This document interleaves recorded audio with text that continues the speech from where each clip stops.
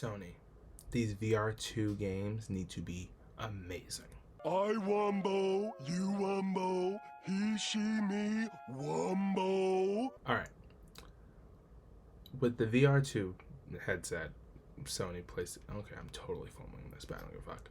The Sony PlayStation VR2 headset is coming at some point this year, next year, whatever. No, probably next year. Or at least holiday this year. Whatever. It is coming at some point. These games, like, the hardware is clear, like, it's going to look good, it's going to run well, it's going to be probably expensive. I'm willing to buy a PlayStation VR 2 headset. I'm completely willing. But if I don't see games, like, if I do not see any actual, like, good standalone titles with this headset, like, then I'm not buying it. Like, does that make sense? Like, VR is a niche product. It needs niche games, but it also needs games that are clearly, substantial on their own. For me, we're talking with friends and stuff, people are totally up for buying a VR headset. But it needs a game that is going to pull you. That's not a VR game that doesn't look VR-y. Like, I'll put things up that look like a VR game, right? And it just, from what we got from VR1 games, where it's clear, like, this is a VR game, and, like, if it wasn't a VR game and it was just a game you were playing normally on your TV, it would be trash and you wouldn't play it. And, like, Sony, you need to make games and, like, hire development teams to make games and, like, invest in games that actually, like, are good standalone title games. Like, maybe even adapting a game, which I'll get into why this game, I think in particular they should figure out how to work with this company and port this game into VR, which I don't even understand why there's not a VR version of this game, but it needs to be a VR version of this game. VR is a niche product. You need to somehow figure out how to make it niche, but not so niche. You, like, what is it? Whatever, like, PSVR, like, 1, it's like, with PS4 consoles, like, 1 to, like, every 10 systems it sold, which is not great numbers. It's, like, just not numbers that I think Sony wants with the VR headset. I think Sony understands that VR is a niche product. I think that's why they might price it a little bit higher than we were expecting. I'm definitely looking at, like, maybe a $400 or $500 accessory, but I think people are willing to buy it if there are games that you're willing to play and you're willing to invest the time in long term. And I think with VR, a lot of these games are short bursts, kind of fun, kind of like sports party mode games that are just like, we're beyond that. We need triple A title games for this VR headset. We cannot fine to have those fun indie games, but we need big developers to develop big titles as if they are for regular games, and maybe they are for regular platform games, but then also they go on the VR platform. And one game I think should have been ported to VR. Disclaimer. Dude, this is totally me just wanting this to happen. Am I the only person that gets motion sickness playing first-person games?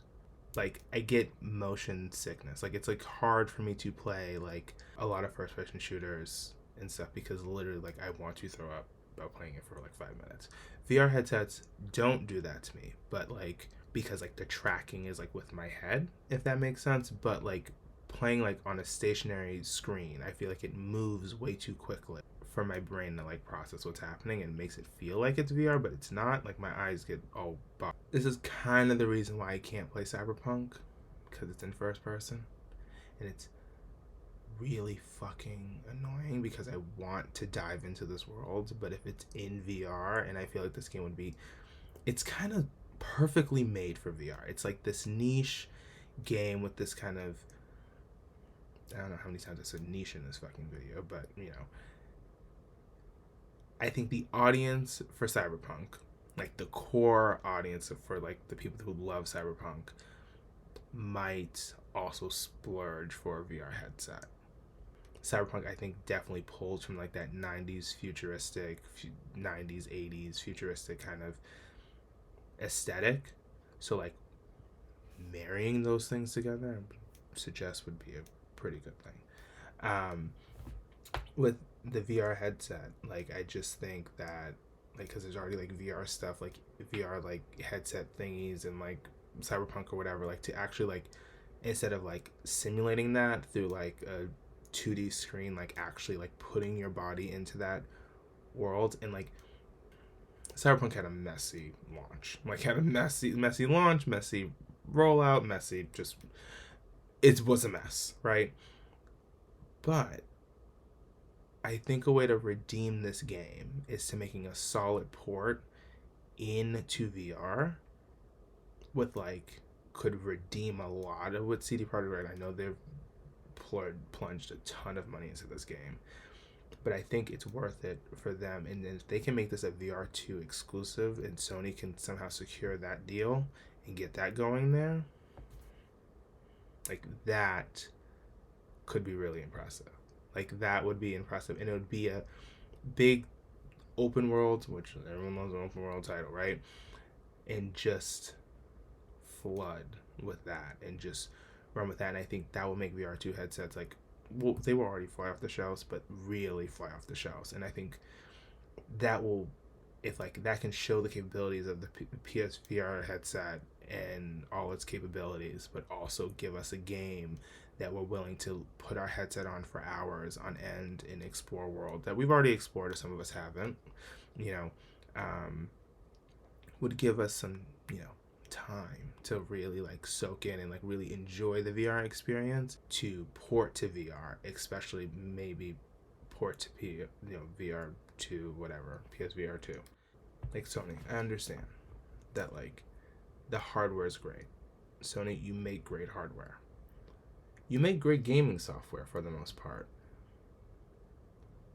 Making a pre-existing or making a game in that realm, I mean, even a Starfield, we need a kind of an RPG first person type of, well, VR obviously, is for, but bringing it to that level that like it's worth buying a system and worth spending, not just buying it, but using it and like playing a game and like playing a 60 plus hour game with extra game content, like where people, after not taking it off, want to put it right back on after, and just finish that game and want to keep going and want to keep pushing. And it's a game that is just as good as, your regular platformer game that you have, but also a game that's worth playing. Put a comment down below if you agree, you disagree.